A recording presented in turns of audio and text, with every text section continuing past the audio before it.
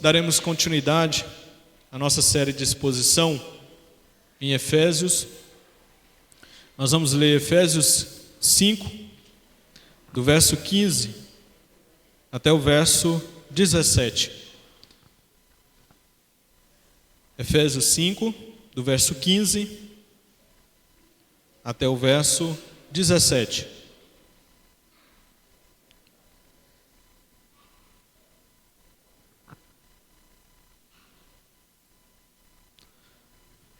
Efésios 5, do verso 15 ao 17.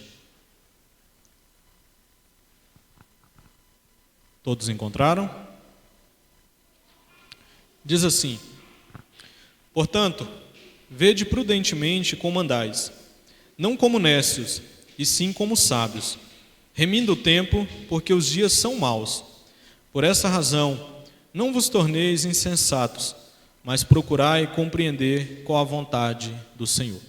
Vamos orar mais uma vez, e agora pedindo ao Senhor para nos conduzir nesse momento de reflexão da Tua Palavra. Senhor, nós abrimos a Tua Palavra, que é viva, é eficaz, é inerrante, é inspirada pelo Senhor, e queremos, ó Deus, ter o nosso coração aberto, propício, para que nós possamos aprender da Palavra do Senhor. Que o Teu Espírito Santo, o mesmo que a inspirou, venha iluminar, trazer entendimento, para que possamos entendê-lo, ó Deus. E uma vez entendida, que nós possamos colocá-lo em prática na nossa vida. É no nome de Cristo que nós oramos ao Senhor. Amém. Meus irmãos, uma das grandes necessidades de todo cristão é ser sábio, viver de modo sábio e ter sabedoria vinda do alto. Quando a gente olha para a narrativa bíblica, nós vamos ver que a sabedoria ela tem a sua importância na descrição da palavra de Deus. E essa necessidade do cristão, do povo de Deus ser sábio, fica bem estampada em toda a Escritura. Quando a gente vai para a carta de Tiago, nós encontramos o próprio Tiago dizendo que se houver necessidade ou houver falta de sabedoria por parte dos cristãos, eles podem ir até Deus e clamar por sabedoria, que Deus há de dar sabedoria para o seu povo.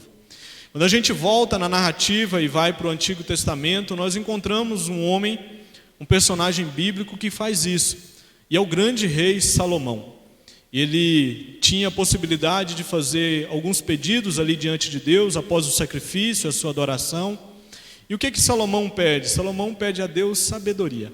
Deus se agrada tanto da sabedoria de Salomão, do pedido, melhor dizendo, de Salomão por sabedoria, que Deus dá além daquilo que ele havia pedido. Dá a ele sabedoria para que ele pudesse reinar e governar o povo de Deus, mas Deus dá bens e um monte de coisas para a vida de Salomão.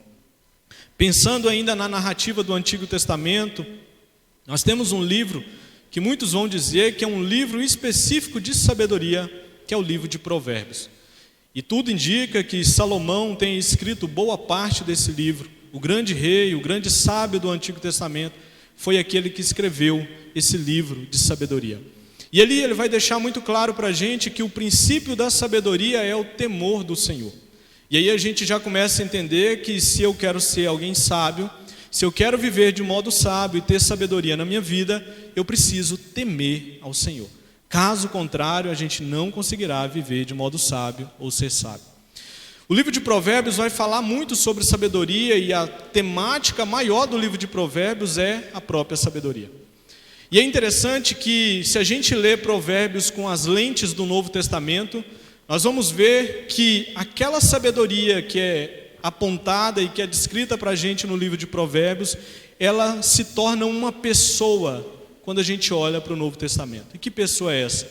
É o próprio Jesus. Ele é a sabedoria descrita e ensinada no livro de Provérbios. Quando a gente olha para Jesus, nós estamos dizendo que ele é a própria sabedoria encarnada, que habitou entre nós e viveu nessa terra. E nós, como cristãos, que somos seguidores daquele que é a sabedoria de Deus, que encarnou e habitou entre nós, nós precisamos então andar de modo sábio.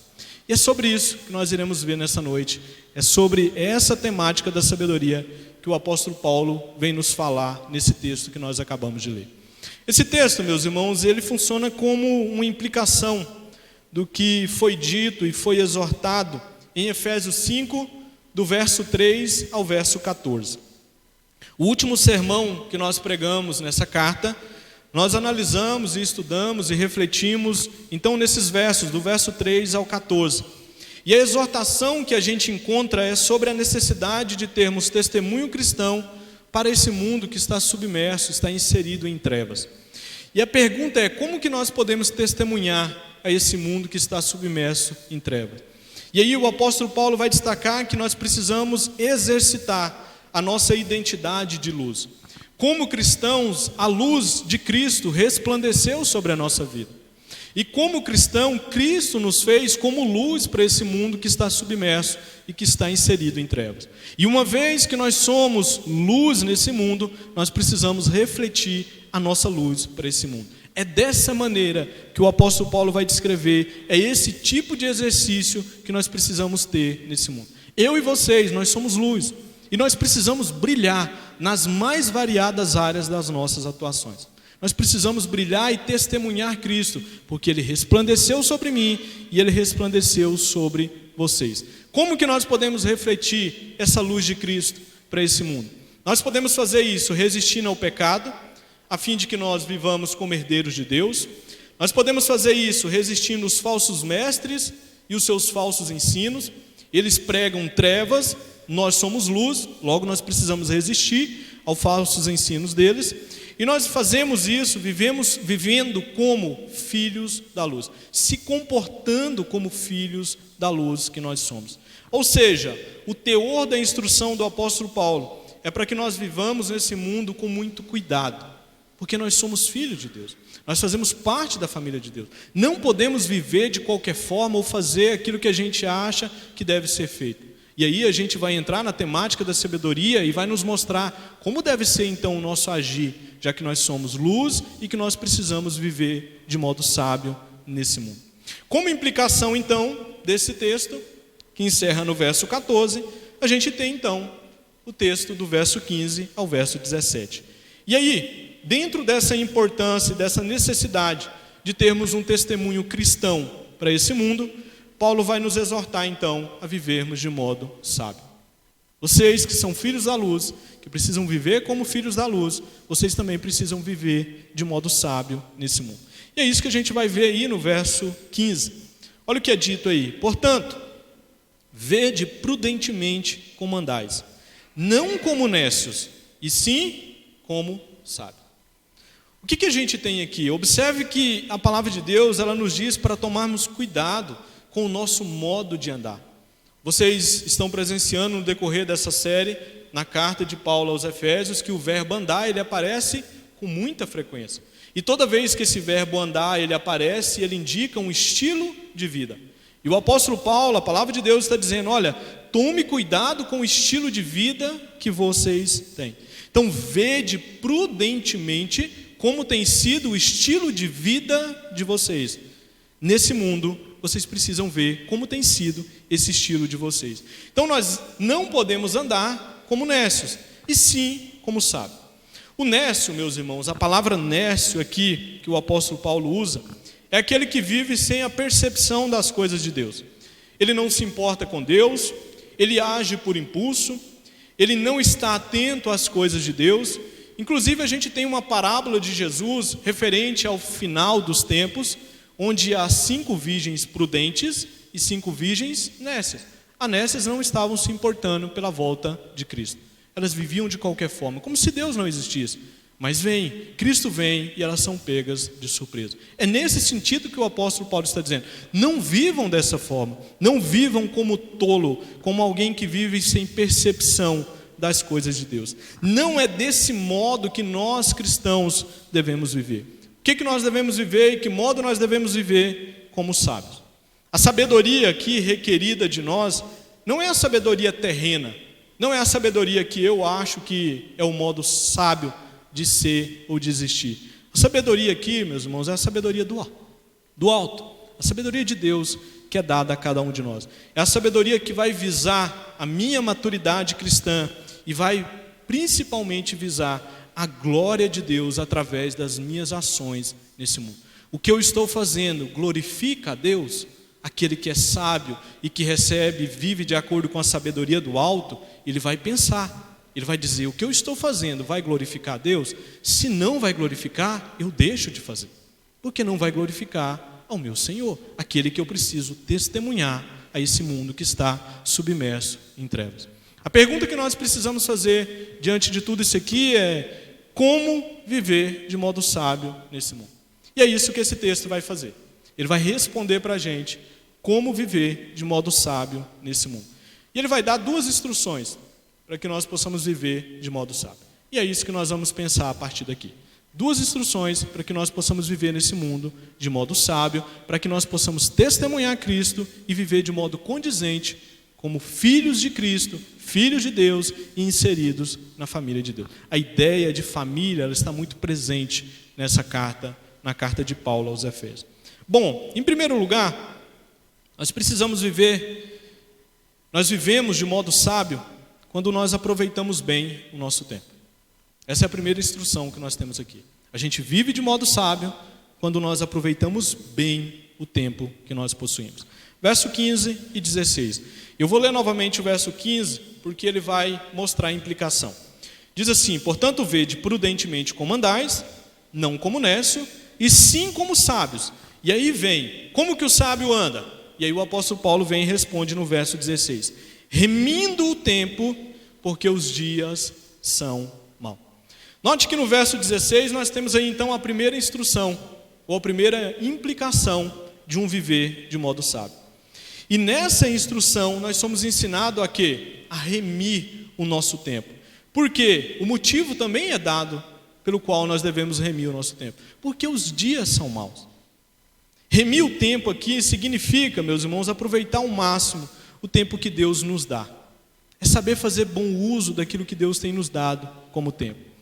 Nós precisamos fazer isso porque a nossa consciência como cristãos, ela precisa estar impregnada e entendendo que o mundo no qual nós vivemos é um mundo manchado pelo pecado, é um mundo que está em trevas e que está em oposição a Deus.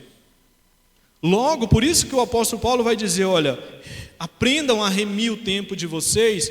Por quê? Porque os dias são maus. Nós vivemos em dias maus. Depois que o ser humano caiu, foi manchado pelo pecado, houve a queda, o que a gente tem de lá para cá são dias maus nessa terra. E como cristãos, como povo de Deus, se nós quisermos viver de um modo sábio, nós precisamos aprender a remir o nosso tempo, aproveitar bem o nosso tempo.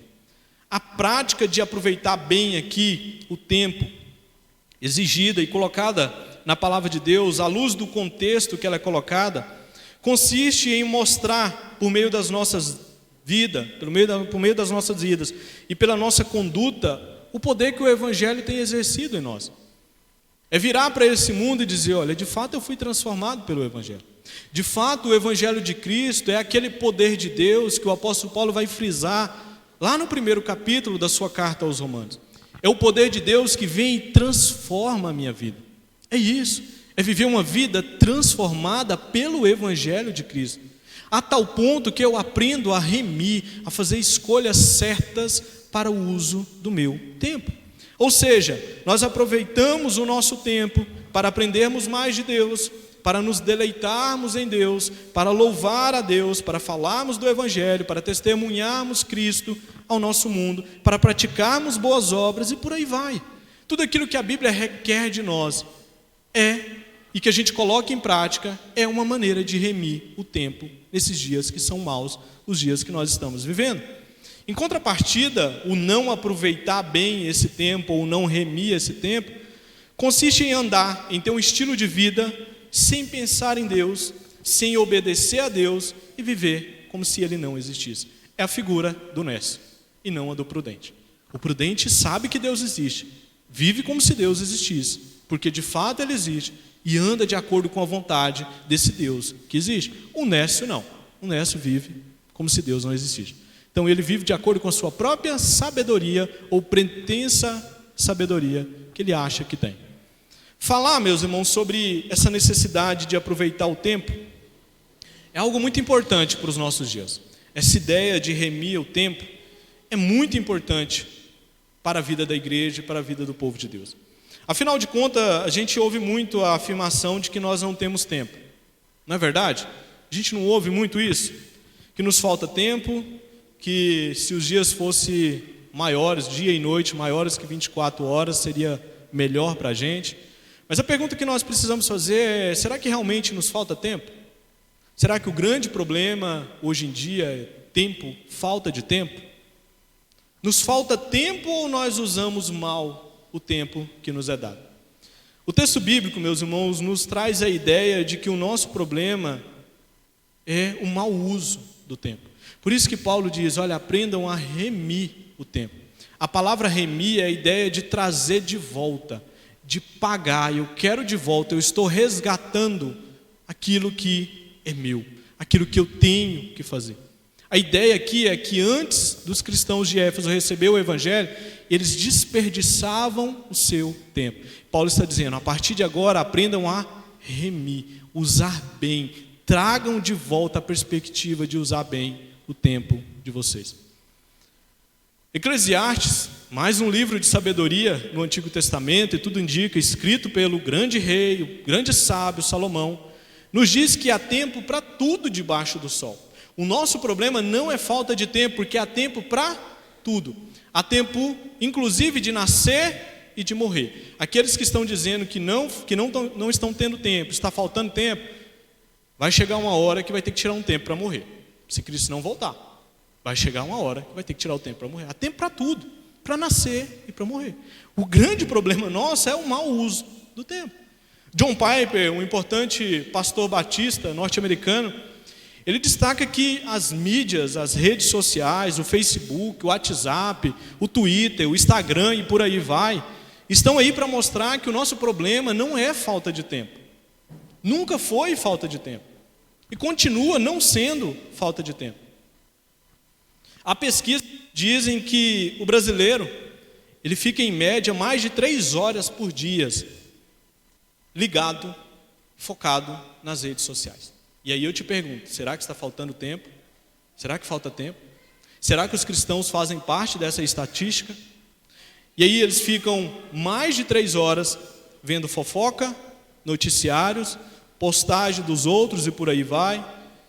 E por vezes gastando tempo em coisas fúteis, conversas vãs, dando atenção às informações inúteis, que não leva a nada, sem nenhum tipo de enriquecimento para a sua vida e para a sua sabedoria, para o seu modo sábio de viver. Eu não estou dizendo que você não pode usar. Use para a glória de Deus.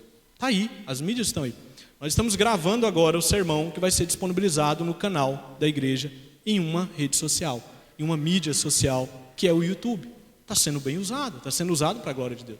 O nosso problema é saber usar essas coisas, é remir o nosso tempo a usar essas coisas. Saber, meus irmãos, usar o tempo é urgente para os nossos dias. É urgente. Saber usar melhor o tempo foi um grande aprendizado que eu tive que ter na minha época de seminário. Era muita correria, eram muitos trabalhos, muita leitura que eu tinha que fazer, juntava com isso a minha família. E se teve uma coisa que eu tive que aprender no decorrer do seminário é que eu deveria usar bem o meu tempo. Eu deveria usar muito bem. Não faltou tempo para mim. Graças a Deus, fiz os 4 anos do seminário. Não fiquei devendo nenhuma matéria, fiz os 4 anos. Mas eu acredito que isso aconteceu porque eu pude usar muito bem o meu tempo. É claro que no decorrer desses 4 anos, por vezes eu usei mal o meu tempo. Mas eu tive que aprender a usar bem o meu tempo. Tive que aprender que eu tinha que tirar a hora para estudar, que eu tinha que tirar a hora para escrever. Eu me lembro de alguns amigos que me chamavam para fazer alguma coisa, eu sempre tinha, depois eu fui rotulado dessa forma. Estou fazendo exegese. Aí o pessoal sempre fala: o Edgar está fazendo exegese. Vai falar que está fazendo exegese. Mas é porque tinha muito trabalho para fazer e a gente sempre tinha alguma coisa para fazer. E eu tive que aprender a usar bem o meu tempo. E eu pude ver que o meu problema nunca foi falta de tempo, mas foi, por vezes, o mau uso de tempo que eu tinha anteriormente. E hoje, meus irmãos, eu tenho aprendido que a gente consegue fazer tudo aquilo que Deus nos propõe para fazer. Agora, o que falta para a gente é remir, saber usar bem o nosso tempo. Mas se nós quisermos viver de modo sábio, a Bíblia então nos diz que nós precisamos remir o nosso tempo, aproveitar melhor o nosso tempo. Qual que é uma boa maneira para que a gente possa colocar em prática, para usar bem o nosso tempo?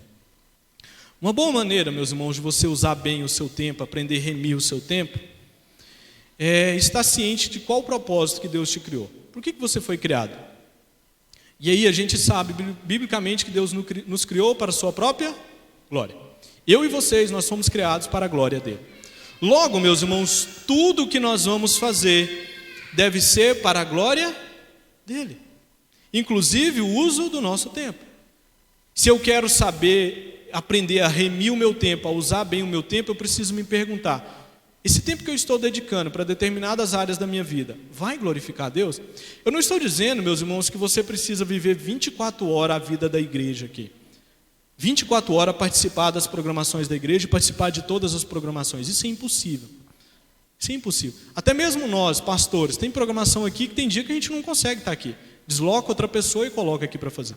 Não é isso. O que eu estou tentando fazer com que vocês entendam é que tudo que você vai fazer na sua vida, se pergunte: vai glorificar a Deus? Se for glorificar a Deus, é sinal de que você estará usando bem o seu tempo. É sinal de que você estará usando bem o seu tempo. Você tem tirado tempo para a sua família, para você ter descanso com a sua família? Isso glorifica a Deus, meus irmãos. Isso glorifica a Deus. Você tem trabalhado 6 dias na semana e descansado um, tem tirado um dia para descansar? Isso glorifica a Deus. Como tem sido o uso do seu tempo? Você tem dedicado tempo para os seus filhos?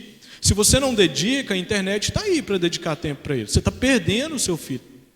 Felipe Neto, esses youtubers que tem aí no mercado, estão aí, com tempo disponível para doutrinar e discipular os seus filhos. Então você precisa parar e pensar: aquilo que eu estou fazendo está glorificando a Deus?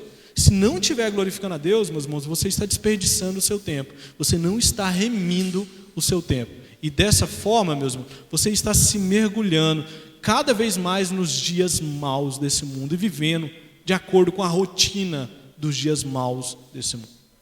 Nós precisamos aprender a remir o nosso tempo. O que vai glorificar a Deus? Qual a ação que vai glorificar a Deus? E a quantidade da ação que eu estou fazendo? Até que ponto glorifica a Deus? Tenho tirado tempo para determinadas áreas da minha vida? A gente precisa pensar. Se você quer viver de modo sábio, esse é o caminho. A primeira instrução é essa: aprenda a usar bem o seu tempo. Aprenda a remir o seu tempo. Segundo, meus irmãos, segunda instrução e última instrução. Nós vivemos de modo sábio quando nós discernimos a vontade do nosso Senhor. Verso 17. Por essa razão, não vos torneis insensatos, mas procurai compreender qual é a vontade do Senhor. Eis aí a segunda instrução. Para que nós possamos entender aqui essa necessidade de discernir a vontade do Senhor, a gente primeiramente precisa entender a exortação do apóstolo Paulo de não sermos ou não nos tornarmos insensatos na parte A do verso 17. Observe que ele vai fazer um contraste aí. Ele diz: por essa razão, e aí ele vem: não vos torneis insensatos. E aí lança o contraste: mas procurai compreender qual a vontade do Senhor. O que é um insensato? O que o apóstolo Paulo está descrevendo como insensato? E ele está dizendo: tomem cuidado para que vocês não sejam insensatos. Tome cuidado para que vocês não vivam na insensatez.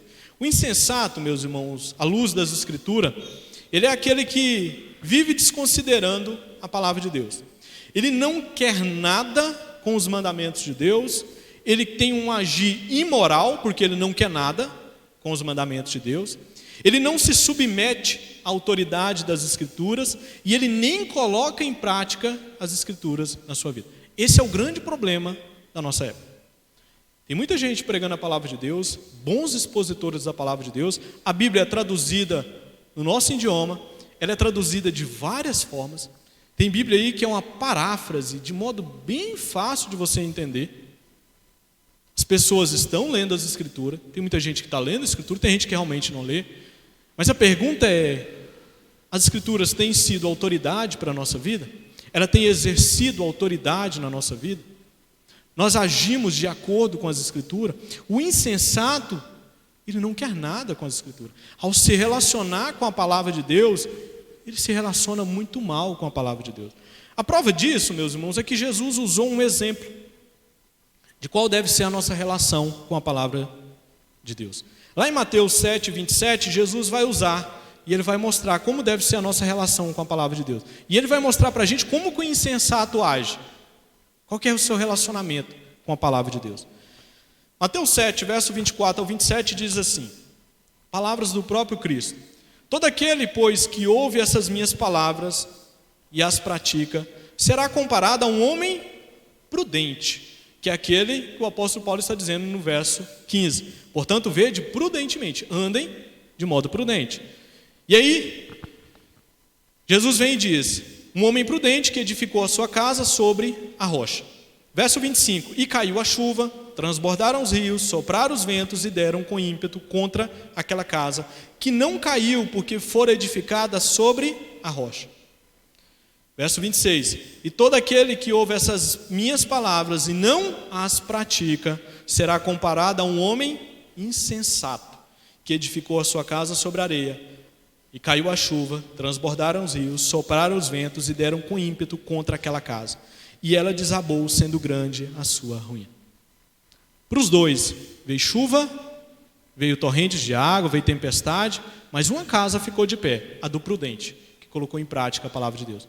A do insensato, ela caiu. Por quê? Ele não colocou em prática a palavra de Deus. Ou seja, se relacionou mal com a palavra de Deus. E Paulo está dizendo, olha, tome cuidado, cristãos de Éfeso, para que vocês não vivam na insensatez, se relacionando mal com a palavra de Deus. Não se submetendo ao governo da palavra de Deus sobre a vida de vocês. Sabe por quê, meus irmãos? Isso vai ferir o nosso testemunho para esse mundo. Se a gente vive na insensatez, se a palavra de Deus não é autoridade para a nossa vida, e a gente não procura obedecer a palavra de Deus, a gente vai acabar dando provas para esse mundo de que o Evangelho não transformou a nossa vida, de que o Espírito Santo não transformou a nossa vida, e a gente vai colocar em xeque a genuinidade da nossa conversão. Será que de fato nós somos cristãos? Porque eu me relaciono mal com a palavra de Deus. Ela não tem autoridade sobre a minha vida. Ela diz para eu fazer isso e eu vou e faço aquilo. Será que isso é viver de modo sábio? Paulo está dizendo, não. Não é. Paulo está dizendo, olha, tome cuidado para que vocês não se tornem insensatos. Há um perigo de nos tornarmos insensatos. A gente até se relaciona com a palavra de Deus, mas ela não exerce autoridade sobre a nossa vida. Viver na insensatez, meus irmãos, contradiz o nosso modo de viver, que deve ser um modo sábio.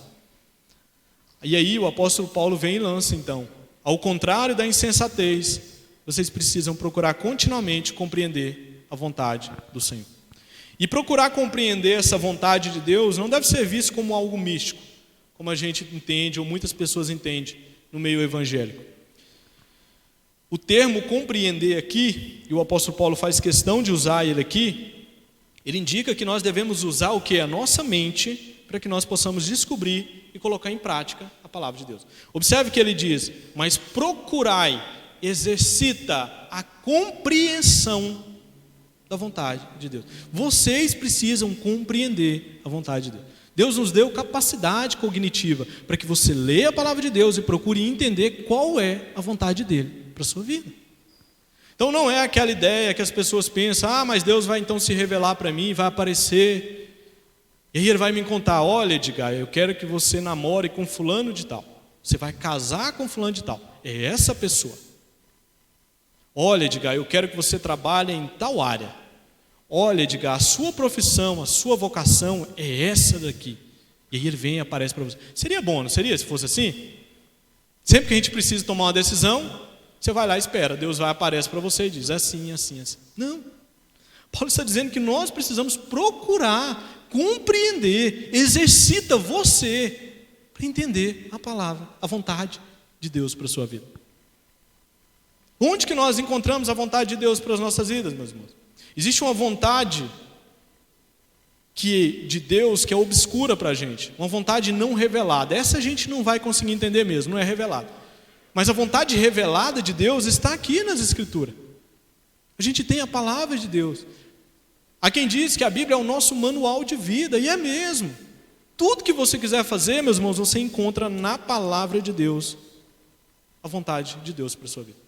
Francis Schaeffer, um teólogo do século passado, ele dizia que o cristão é o único ser humano na face da terra que pode falar sobre tudo em uma perspectiva cristã, porque a Bíblia te dá princípios para tudo. Ela te dá princípios, porque a vontade de Deus está revelada para a gente. Agora a gente precisa procurar compreender qual que é a vontade de Deus para as nossas vidas. E aí a gente já tem um critério muito claro. A Bíblia diz que eu sou criado para a glória de Deus, logo tudo que eu faço deve ser para a glória dele. Logo, tudo que eu vou fazer, se eu quero agir de acordo com a vontade de Deus, eu preciso me perguntar: vai glorificar a Deus? A pessoa que eu vou namorar vai glorificar a Deus? A pessoa que eu vou casar vai glorificar a Deus? A faculdade que eu vou entrar vai glorificar a Deus? A profissão tal que eu quero exercer vai glorificar a Deus? A mudança de cidade vai glorificar a Deus? E por aí vai. Você precisa se perguntar. Às vezes a gente fica assim achando, não, Deus vai revelar, vai trazer para mim, ó, instantâneo, igual um macarrão instantâneo lá, é feito na hora, Ele traz para mim. Não, meus irmãos, nós somos feitos com capacidade de cognição, de entender a palavra de Deus. Ser sábio é isso, é refletir, é meditar. Filosofia não traz a ideia de sabedoria daquele que exercita, daquele que tem um exercício cognitivo, aquele que exercita acerca do pensar da realidade. Paulo está dizendo, procure compreender a vontade de Deus. O sábio, ele faz isso. Por vezes, meus irmãos, a vontade de Deus é muito clara para a nossa vida. Por exemplo, é da vontade de Deus que nós cresçamos em santificação. 1 Tessalonicenses 4,3 diz que a santificação é a vontade de Deus para o seu povo. Olha aí mais um critério. Aquilo que eu estou fazendo demonstra que eu estou me santificando, que eu estou em um processo de santificação? Se não demonstra, por que eu vou fazer? Se essa não é a vontade de Deus para a minha vida. Ou seja, a gente tem princípios e nortes nas Escrituras para nos dizer e fazer entender qual é a vontade de Deus para as nossas vidas. Mas a gente precisa compreender. Primeiro, a palavra precisa exercer governo sobre a nossa vida, senão insensato. Mas se nós agirmos prudentemente, como sábios, vivendo de modo sábio, a gente se relaciona bem com ela. Ela diz que nós precisamos crescer em santificação. Logo, tudo que eu vou fazer eu preciso perguntar: está demonstrando santificação na minha vida? Se não está, por que eu vou agir de modo contrário à vontade do Senhor? Por que eu vou fazer isso? Dessa forma aqui, meus irmãos, que a palavra de Deus nos coloca, nada deve ser mais importante para a nossa vida do que descobrir e praticar a vontade de Deus. O que é pecado? Uma boa definição de pecado é que pecado é agir em desconformidade com a vontade de Deus. Então, se a gente não quer viver pecando, a gente quer viver em conformidade com a vontade de Deus. Então isso aqui, meus irmãos, é importantíssimo para a nossa vida. E nos faz sábios, nos faz viver de modo sábio. Há uma história muito importante para ilustrar essa questão de procurar a vontade de Deus para a nossa vida. A história de Ashbel Green Simonton, que foi o pioneiro do presbiterianismo, exemplifica para a gente essa verdade. Foi aquele missionário que veio dos Estados Unidos para implementar, para pregar o evangelho aqui no Brasil, para que hoje nós pudéssemos ter o que a gente tem, que é a igreja presbiteriana. Ele era o caçula de 9 irmãos, seu pai era médico, era deputado federal nos Estados Unidos e era presbítero numa igreja presbiteriana. Ele tinha tudo, meus irmãos, para viver a sua vida muito bem lá nos Estados Unidos. Tinha tudo para ficar lá e viver muito bem. Ele se formou no seminário de Princeton, ele foi para lá, ele queria fazer direito, acabou que ele se formou ali em teologia, e ele ouviu um sermão de um professor dele, sobre missões, sobre pregar o evangelho. E ele então resolveu atender ao chamado de Deus, entendendo que ele era um instrumento nas mãos de Deus para vir e pregar o evangelho. E ali tinha uma lista de vários países, para que ele pudesse escolher qual país que ele iria pregar o evangelho. Ele escolheu logo o Brasil para vir pregar o evangelho. Ele entendeu, diante daquele sermão, por meio da palavra de Deus, que ele era um instrumento nas mãos de Deus.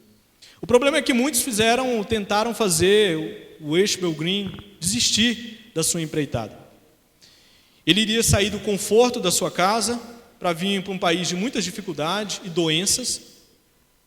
No entanto, quando as pessoas lhe diziam para que ele abandonasse essa ideia, ele sempre respondia, e a resposta dele é marcante. Ele diz: olha, o lugar mais seguro para um homem é estar no centro da vontade de Deus. E ele dizia: e eu descobri qual é a vontade de Deus para a minha vida. E ele dizia: não há lugar mais seguro para mim do que estar no centro da vontade de Deus. Sempre ele dizia isso para as pessoas que vinham tentar desanimar ele da caminhada. E ele veio para esse país. Em 12 de agosto de 1859, ele desembarcou no Brasil e em apenas 8 anos de ministério, ele deixou plantada a igreja que hoje é uma bênção para mim e uma bênção para vocês. Ele morreu novinho aqui no Brasil, com 34 anos, e ele morreu com malária, febre amarela. A esposa dele veio com ele era solteiro, depois ele volta para os Estados Unidos. Quando ele volta, ele chega, a mãe dele já tinha morrido. Ali ele encontra uma moça, fica 1 ano nos Estados Unidos, ele volta de novo para o Brasil para continuar o seu trabalho missionário. A sua esposa engravida, 9 dias depois de dar à luz a sua filha, a sua esposa morre, e ele bem novinho. E ele continuou pregando o evangelho aqui no Brasil. Com 34 anos ele morreu, mas ele fez aquilo que ele entendia que era a vontade de Deus para a vida dele. E nós, meus irmãos, somos fruto da obediência de alguém lá no passado que entendeu qual era a vontade de Deus, que a sua vida deveria ser gasta para Deus. Se tem alguém que viveu como sábio, ele foi um que viveu como sábio. A pergunta é: e nós? Estamos vivendo como sábio? Nós temos remido o nosso tempo e procurado atender a vontade do Senhor, ser submisso à palavra do Senhor sobre a nossa vida? Uma aplicação para finalizar. É necessário que nós vivamos, meus irmãos, de modo sábio nesse mundo. É a vontade de Deus para a nossa vida. E eu venho destacando que Deus não nos chamou para vivermos de qualquer forma. Se você tem pensado que Deus enviou o seu Filho para morrer na cruz do Calvário, para que você possa viver de qualquer forma, você precisa urgentemente repensar o que é ser um cristão e o que é fé cristã. Se você acha que Deus enviou o seu Filho para passar todo aquele sofrimento na cruz do Calvário, para que você possa agora viver de qualquer forma, repense a sua fé cristã. Repense o que é ser um cristão. Deus não nos chamou para vivermos de qualquer forma. Ele nos chamou quando nós vivíamos de qualquer forma. Os efésios viviam de qualquer forma, mas Ele chamou para que sejam luz e para que vivam de modo sábio, porque isso é bom para nós. Isso é bom para a nossa existência. Porque os dias dos quais nós estamos vivendo são dias maus. E aqueles que vivem aquém da vontade de Deus vão sofrer a penalidade desses dias maus. Talvez não aqui, mas virá um juízo final sobre essas pessoas. A vida não se acaba aqui. Há eternidade esperando após essa existência pequena aqui. Não é teologia do terrorismo que eu estou colocando aqui, não. É o que a Bíblia vem ensinando para a gente. Então nós precisamos, meus irmãos, viver como luz, testemunhando Cristo a esse mundo. E nós precisamos viver de modo sábio. Não a nossa pretensa sabedoria ou a sabedoria dos filósofos da nossa época, mas a sabedoria que vem de Deus. E onde encontrar ela, e onde se aperfeiçoar nela, está aqui, nas Escrituras. A pergunta é: você é submisso à palavra de Deus? Ela governa de fato a sua vida ou não? Às vezes a gente diz aqui dentro da igreja: não, a Bíblia é minha regra de fé e prática. Saiu dessas 4 paredes, a primeira decisão que você tem que tomar, você ignora ela. Ela é regra de fé e prática aqui dentro da igreja. Mas e lá fora? E eu li um livro de um autor americano que ele diz que a Bíblia, por vezes, ela funciona como a rainha da Inglaterra. Ela tem um governo, ela está no governo, mas na verdade não é ela que manda, é o primeiro-ministro que manda, sabe? A Bíblia parece para nós a rainha da Inglaterra. Está lá no poder, você sabe que está no poder, mas quem manda é o primeiro-ministro. Mas quais são os primeiros ministros que estão mandando na sua vida? Porque a Bíblia, pode ser que não seja. A gente precisa se relacionar bem com as Escrituras, para que nós possamos viver de modo sábio. Por isso que Paulo diz: vede prudentemente como vocês estão andando. Observe, pare e pense. É prudente o modo que eu estou andando, que eu estou vivendo? A gente precisa fazer esse autoexame. Vamos orar? Pai, nós agradecemos por esse momento de reflexão na Tua Palavra. E rogamos ao Senhor para nos dar a sabedoria que vem do alto, para que nós possamos viver de um modo que possa agradar ao Senhor. Que Teu Espírito Santo venha ao nosso coração e nos faça entender que isso é o melhor para as nossas vidas. Que nós possamos aprender, ó Deus, a remir o nosso tempo, a entender e aproveitar o tempo que o Senhor nos disponibiliza, fazendo bom uso do tempo que o Senhor nos dá. Nós possamos também, ó Deus, aprender a compreender a vontade do Senhor, exercitar em procurar compreender a vontade do Senhor para a nossa vida. E uma vez que ela seja compreendida, que nós possamos viver de acordo com ela, pois a Tua palavra nos mostra que é o melhor para nós. Teu Espírito Santo, ó Deus, venha nos ajudar, que nós possamos viver de modo agradável ao Senhor, para a honra e glória do Senhor. É no nome de Jesus Cristo que nós oramos ao Senhor. Amém. Meus irmãos, antes de encerrar, eu quero fazer aqui alguns avisos.